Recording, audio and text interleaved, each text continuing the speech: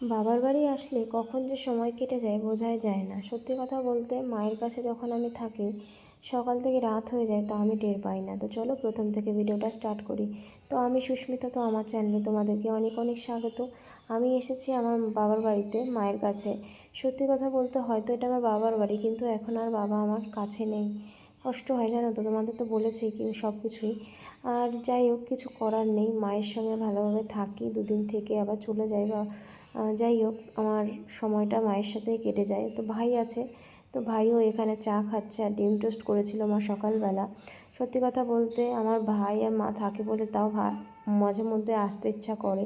আর যেহেতু বাবা সারা বাড়িতে থাকতো না, যখন সময় হতো হয়তো মাসে 2 মাস 3 মাস অন্তর অন্তর বাড়ি আসতো, তখন হয়তো আমি আসতাম।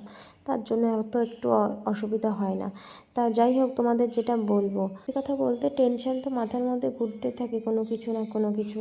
তো কিন্তু মায়ের কাছে থাকলে না সেই জিনিসটা হয় না। সারা টেনশন করলেও মা শুধু একটা কথাই বলে, সময় ধৈর্য নিয়ে থাক, দেখবি সব কিছু ঠিক হয়ে যাবে। আজ হয়তো এইসব সমস্যা হচ্ছে, কিন্তু সামনের দিন ঠিক ভালো আসবে। যাই হোক, মায়ের কথা শুনে একটুখানি মন শক্ত করে থাকি। তো আমি নেক্সট তো ডাক্তার দেখাতে যাব।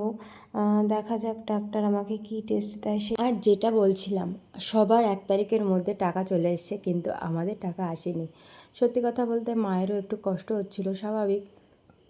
সবার টাকা এসছে, আমার কেন আসলো না, আমার মার। তো আমাদের বাড়ির কেউরই টাকা আসেনি বলতে গেলে।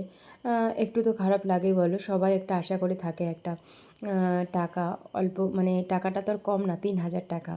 তো সেখানে আমি মাকে বললাম, টেনশন করো না, সময় যখন আসবে ঠিক হবে। মানে কি বলবো, আমাদের সব কিছুতেই বাধা। মানে মানুষ নর্মালে অল্প কিছু করেই টাকা পেয়ে যায়, আর আমরা কত কিছু করলাম তারপরও টাকা মানে কোনো কিছু করেও টাকাটা পেলাম না। কী আর করা যাবে বলো, কপালে নেই। তো যাই হোক, আমরা সকালবেলায় গেছিলাম একটু চেক করতে ব্যাংকে যে টাকাটা এসছে কিনা, কিন্তু আসেনি।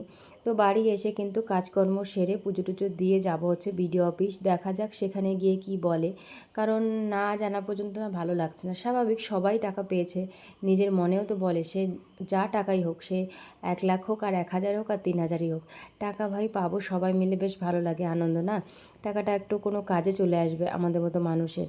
তো যাই হোক, দেখা যাক কি বলে বিডিও অফিস থেকে। সত্যি কথা বলতে ম্যাক্সিমাম 80% সবাই টাকা পেয়ে গেছে, শুধু মানে এই 20% হয়তো টাকাটা পাইনি, মানে তাদের মধ্যে আমরা আছি। এখন ভাবছি টাকা আদৌ পাবো কি না জানি না। ফর্ম ফিল আপের সময় কী করেছি, কিছু তো একটা হয়তো ভুল করেছি, যার কারণে এই জিনিসটা হয়েছে।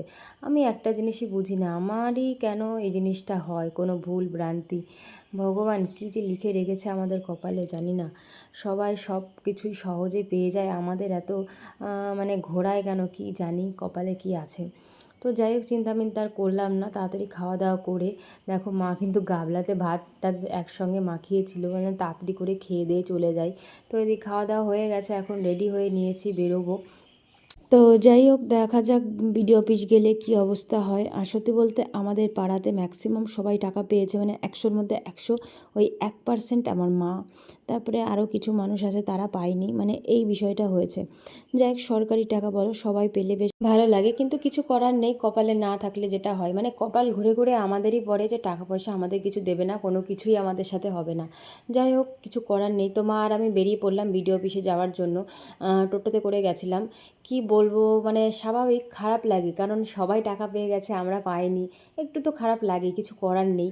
তো মাকে বললাম, তুমি চিন্তা করো না, যখন কাগজপত্র ওকে আছে তবে অবশ্যই তুমি টাকা পাবে, কেন এত টেনশন করছো, এত এত মানুষ, সময় তো লাগবে বলো। তো গেলাম, তো কোনো কিছু হলো না, বললো কিছুদিন পর তোমরা আসো, কারণ মানে 7 দিন সময় দিল, তারপরে এসে ঠিকঠাক করা লাগবে, কাগজপত্র ভুল হলে সেটা ঠিক করতে হবে। তো যাই হোক, বাড়ি চলে এসেছি বিডিও অফিস থেকে। বাড়ি এসে কিন্তু বাড়ি ঘরগুলো একদম পরিষ্কার করা হয়নি, সেগুলো একটু গুছিয়ে টুছিয়ে নিলাম। দেখো পাখিটা এসে কি করছে ঘরের মধ্যে। তারপরে ঠাকুর ঘরে গেলাম, ওই ঘরটাও একটু ঠিকঠাক করলাম।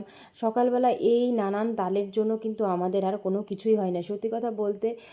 মানে মাথার মধ্যে শুধু ঘুরছে, সবার টাকা চলে এসছে, আমাদের কেন আসলো না, এই স্বাভাবিক এইসব নিয়ে চিন্তাভাবনা করছি। টাকাটা তো আর কম না, 3,000 টাকা পেলে সেটা হয়তো আমাদের অনেক কাজে আসতো। তো যাই হোক, কপালে যেটা আছে সেটাই হবে।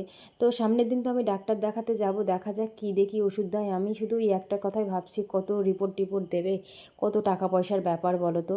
একটা ডাক্তার দেখাতে গেলে কত টাকা পয়সা লাগে একমাত্র তারাই জানে যারা ডাক্তার দেখায়, আমাদের মতো মানুষরা। একটা দুটো টাকা না, অনেক টাকাই কিন্তু মাসে মাসে আমাদের লেগে যায়। স্বাভাবিক, সাধারণ মানুষের কাছে কিন্তু সম্ভব হয়ে পারে না। তো কী করা যাবে, ডাক্তার তো দেখাতে হবে, না দেখালেও হবে না।